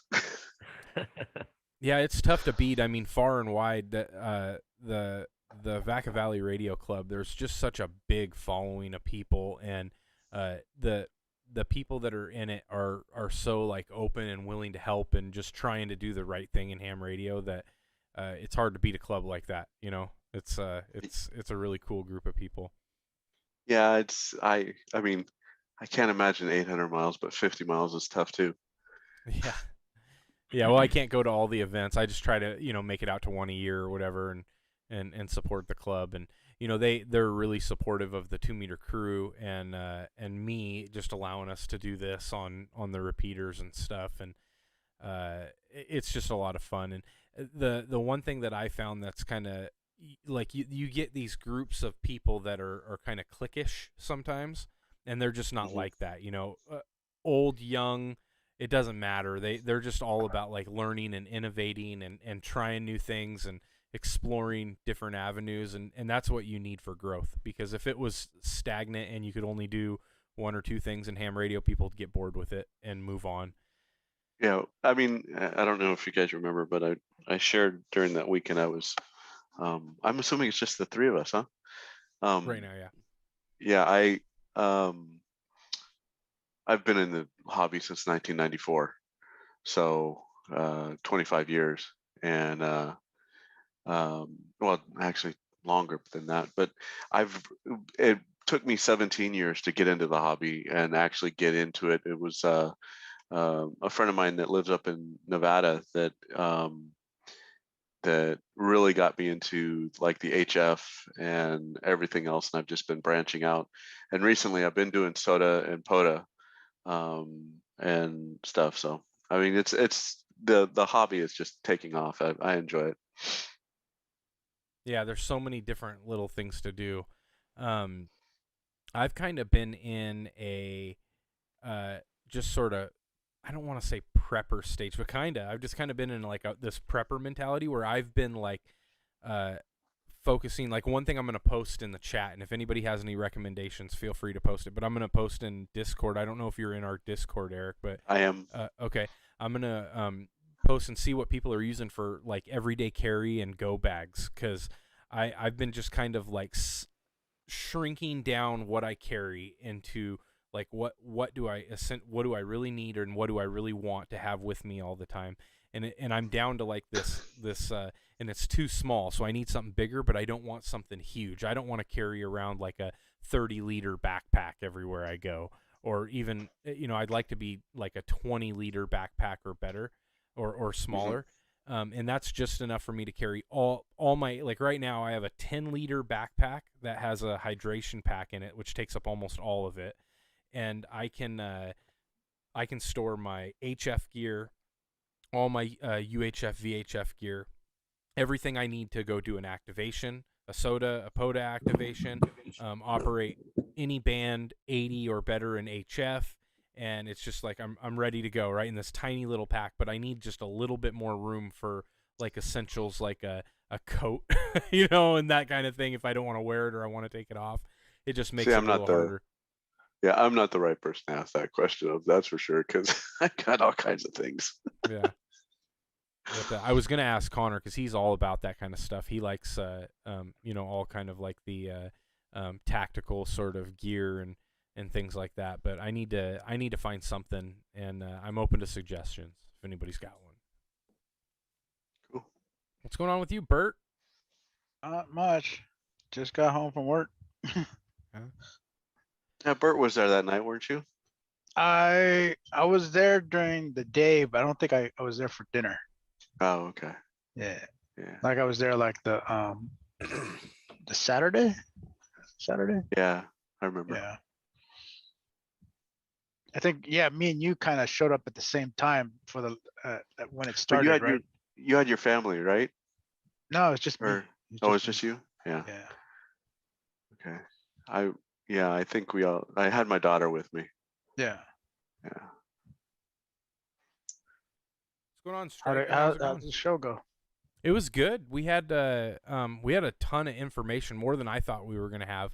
But we had a ton of really cool links, and I'm kind of excited to go back through and look through them all, because there's some of them you have to like, how like some websites are. You just got to spend time navigating them and messing with them and figuring out what works for you, especially with some of those maps and stuff. And the first coverage map that Connor had posted, I'm pretty familiar with that one, but that second one, I think that was you, Striker, that had posted the link to that. That one, the Hey What's Up app or whatever that was, is Hey, what's that? Yeah, that's got a lot of information on it, and that's I just barely have had time to play with it. I can't wait to sit down and spend an hour messing with it and seeing kind of how to make it work properly. So lots of food for thought. I actually know the guy that did the NS6T. Yeah. The Tom, I've met him like 10 years ago, 11 years ago, and worked a few California QSO parties with him. 2 years in a row. We were in a team that was working out of a station that was up on what's that called? Altamont Pass. And yeah, Tom's a really good guy. And that website is an awesome resource. It's got a lot of options. Yeah, that one. That was the one that I believe Rick had posted. That one's super interesting too. There's just every time you turn around, there's something new to learn and play around with and figure out. But you lost your mountains, Striker. I did. I'm actually going to show you guys the shack because it's literally a shack. Hey, it is what it is, right? I'm in a garage right now. That's basically what this is. It's an outbuilding with no heat, but hopefully one of these days I'll get an amplifier and I can call that heat. There you go. I've got a little. Well, Striker, you understand the need for warmth at times, because it'll be some nights it'll be 65, 70 degrees a night, and that's hot for us up here. And then sometimes it'll be like right now in my shack, it's I got it up to 65 degrees on my thermometer, but it's because of this little propane heater that I keep right next to me. It was probably 45 degrees when I got in here last night. Yeah, you're 66, not bad. Oh no, that's humidity. We're 57. You're 57. Yeah, no, still t-shirt weather, right? Yeah. Oh yeah. Way. My shack's in my garage. Yeah, we there's no way that I could do this like in the house, because the kids are all going to bed, and half of them are asleep, half of them are getting ready to go to sleep, and it would just be too hard. And I got screens everywhere, and it's just kind of a shared garage. Yeah. We make do with what we got. What do you got, Bert? Where's your shack at? It's half upstairs and then half down in the garage. Yeah. So like up here is like I have like the mobile, was it the FT 8900? Yeah. and then whatever handhelds I have up here, and then downstairs like all the HF stuff, and then yeah, because then it has like the antenna runs outside through the garage outside, and then up here, like I have it going to an antenna on a tripod that goes in the laundry room or whatever. It's just like right outside the window. Yeah. Yeah.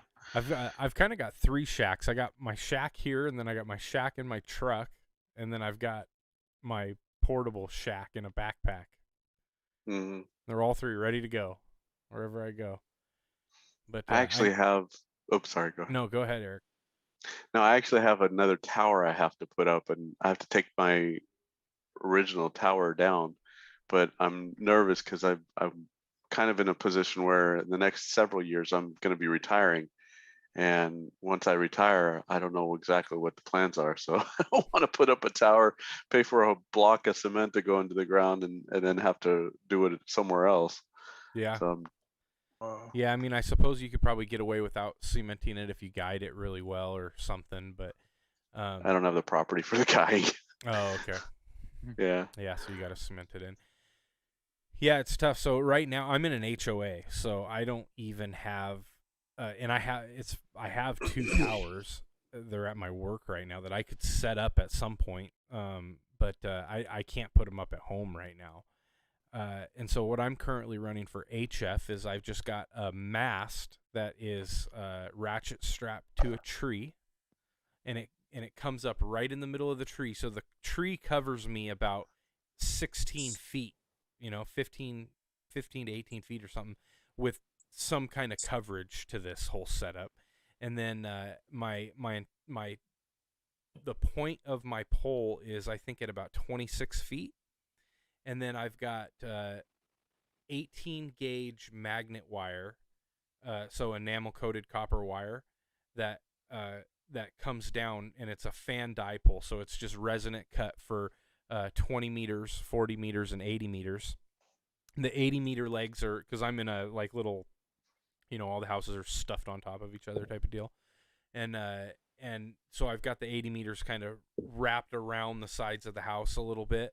In a weird fashion, and then the 40 and 20 just comes straight down at a inverted V, and that surprisingly has worked pretty well for me. I don't have to use a tuner. I have no tuner I have tuners like little, the MFJ 300 watt max and stuff, but like I run an amplifier and my Yaesu 991 with no tuner or anything, just resonant on those 2 bands, and then anything else that I operate on, I'm limited to 100 watts if I'm running the internal tuner on the Yaesu. And that's it. Pretty simple. I'm skiing about a doublet, 130-foot doublet between a couple of 80-foot trees I have on either side of the shack. Yeah, that's perfect. What kind of radio do you have, Stryker? I actually don't have any HF rig yet. I'm wanting to buckle down and actually get my General here hopefully soon. But right now, just got a V71A in the rig. I got an FTM 400 sitting next to me that I should probably hook up on a 2 meter and at least get some packet going. But right now, it's just whatever I'm doing in the Jeep and handhelds. Yeah. How long have you been licensed? 2012. Oh, okay. So yeah, you're up for a renewal soon. Oh no, I actually a couple of years ago I did a vanity, so that okay. that restarted that counter, so I'm good for quite some time. But my brother-in-law, who's actually one of the reasons I got a hand license, his expires in December, and we've actually tried to go in and renew his license. And last time we tried it, the ULS said, "Hey, you've done this too soon. Check back in no sooner than 2 months before your expiration date." Yeah. Something like that. Yeah, mine's in 2022, I think, but mine's also vanity. But yeah, there's a story behind mine, but it's on my QRZ page. We talked about mine last week. I believe in unicorns. Yeah. International bitterness units. I'll never forget That's that. the one. You're in Olympia, right? Yep. Yeah, so that we're probably a little too far for line of sight. I can break a couple repeaters down in Tacoma. I don't know that I can line of sight from where I'm at. I've got the antenna for it. I've got the feed line for it. I've got the radio for all that stuff. The problem is my location is just blocked. I'm kind of, as you know how like the Pacific Northwest here, we've got like, you know, the Puget Sound region, and then it kind of goes up, and then it kind of plateaus down again, and then it goes into the foothills. So like you've got the valley with Snohomish and all that stuff in it. Well, I'm kind of like just before you go back down into that valley, so a lot of my stuff south is blocked, but I can break a couple Tacoma repeaters. I can hit a bunch of stuff over on the peninsula and stuff, but if I got up on a mountain, I could talk to you. Sounds like we need to. Sounds like we need to go to Hey, what's that? One of the best distances that I've done was a 5/8 wave mobile antenna, 65-watt radio from Lake Stevens down to the Bafa repeater in the Chehalis area. That's cool.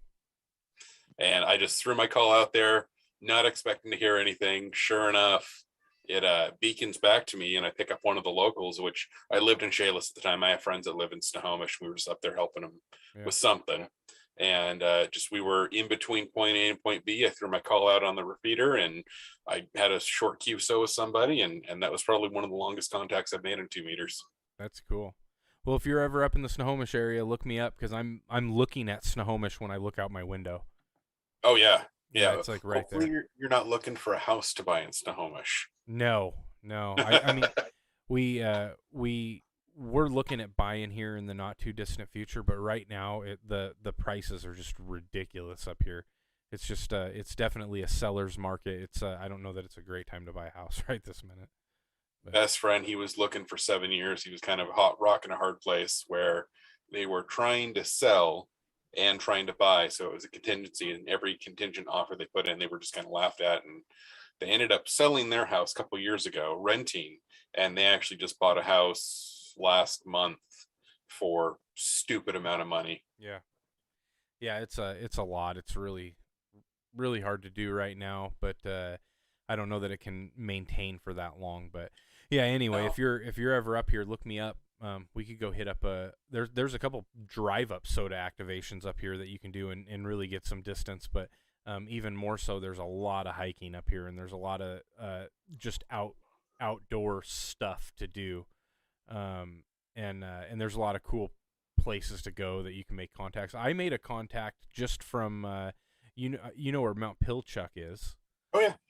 I made a contact from Mount Pilchuck down to just outside of Portland. That was 180 miles or something like that. You get high enough, you can really start getting out there, even just that was on 5 watts on an HT. Was that one of the videos you did with your daughter? No, that was Livewire out of Sultan. That was outside of Sultan Basin area. That's a cool hike though. It's really easy, and it's got really cool views. That's one thing that I like about like Highway 2 and you know, kind of going out that way. There's some places you can go where you don't really have to put a whole lot of effort in, and like the reward is awesome for the things that you can see and the views that you can see.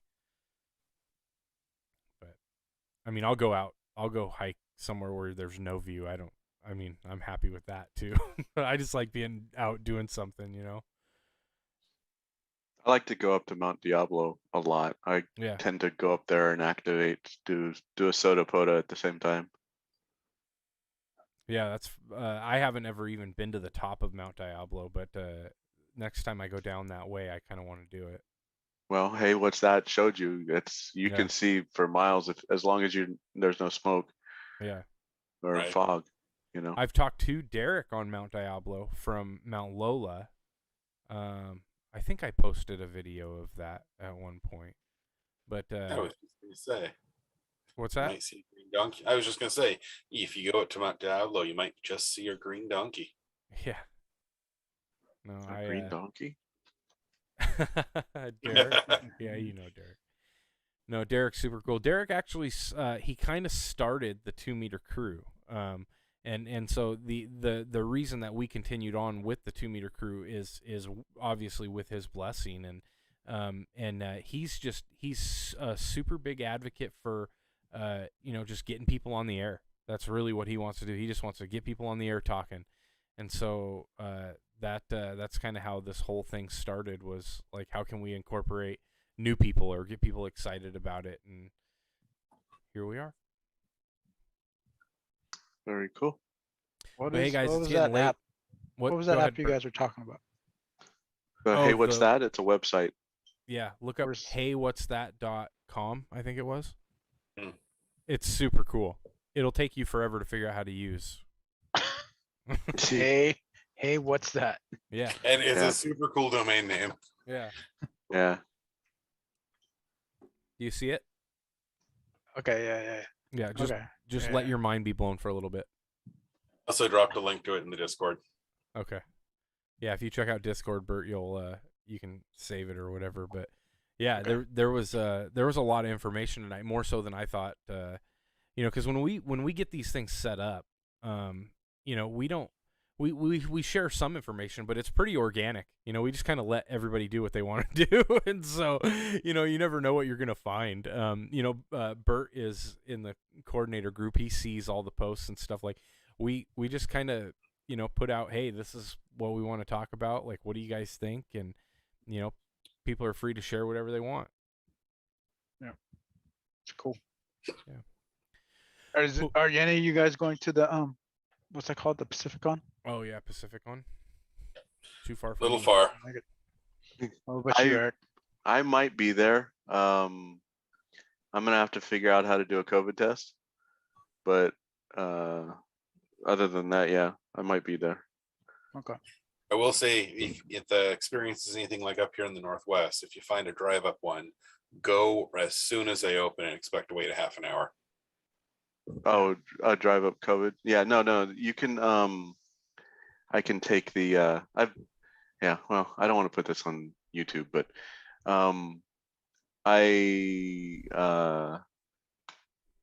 We're on YouTube, just so you know. I know. So I'm when watching you preface it with, "I don't want to put this on YouTube," we're live on YouTube. Yeah.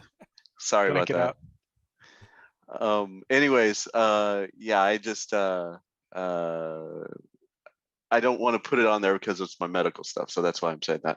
Right. But I've heard that you can get tests at CVS and you can go out and buy them, so I'm gonna take care of it that way. But you have to have a COVID test or whatever. So. Oh yeah. A lot of events are like that. Well, hopefully there's a lot of stuff going on there, because it's been a while since there's been some really cool like swap meets and stuff like that. So that'll be interesting. And I think Elecraft, if you do go, I'm curious, check out the Elecraft booth. Elecraft is supposed to be coming out with what's called an AX2. So they have the AX1 antenna, which is actually, I own one. It's kind of the definition of a antenna that is not you're given a lot of sacrifices as far as the usability of it, but surprisingly it works, and it's worked fairly well for me. Every time I deploy it works, and I'm blown away at the contacts that I've made with a dinky little antenna hanging off of a really tiny HF radio. So I'm curious to see what this AX2 is all about. It's supposed to be kind of more enhanced, and we'll see what happens. Yeah, I've got a KX3. Yeah. That's one of my radios, one of my toys. I've got a KX3, and I just got a Yaesu FTDX 101D. Okay. A couple months ago, and then I've also got a ICOM 7100 and a 7300. Mm-hmm. Kind of a benefit. I used to work at a ham radio outlet, so Oh, okay. I've Do you have on the KX3? Do you have the 2 meter mod on it? No, I wish I would have gotten that. I didn't get it. I probably still can. I think you I've can thought still about order it from their website. It's probably one of the. I'm pretty sure it's like one of the few things that are available. It's You one of can't the few things that. Go ahead. I'm sorry. You can't get the KX2 and the KX3 are all so far back ordered right now. You just can't get them. I when I bought the KX3, I bought it when it first came out, so like 10 years ago or so, and I got everything but the 2-meter thing because I just didn't need the 2-meter thing. Right. And now, you know, but then again, my 7100 also does 2-meter. I can do 2-meter single sideband. Yeah. Well, the So- KX2, I don't know that they don't make any kind of add-on for 2-meter. Too small. Yeah.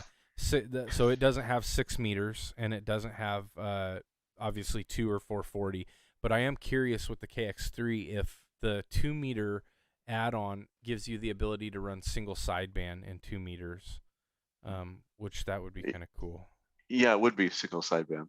Yeah. Um, So that would be a cool resource to have, kind of like a competitor up against the 705 to some degree. But again, they're two totally different radios. But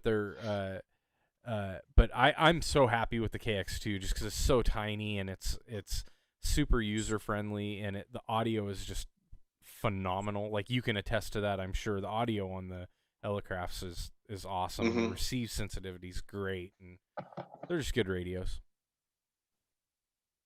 Yeah, sorry, I had a cold about 2 weeks ago, and this cough won't go away. Yeah, no, I have no complaints about the KX3. Absolutely enjoy it. And right now I'll either bring my KX3 or my 7300 out to do the SOTA POTA activations. So usually when I go up on Mount Diablo, I'll be sitting in the car up at the top, or I'll walk down and then walk back up so I can get the POTA activation, but whatever, or the SOTA activation. Yeah, it's I have no complaints with the KX3. It's but if I happen to buy it, the 2-meter add-on, and I put it in, maybe if I come out to your guys's field day next year, I'll bring it with me. Yeah, so you super can cool. play with it. Well, right on. I think it's getting pretty late, you guys. We should probably wrap this up and go to bed. I got to get up super early. But to all the people out on YouTube, thanks for hanging in with us. I hope everybody has a good night, and we'll see you all next week. So 7-3 to you. One thing I did want to throw out, Nick. What's that?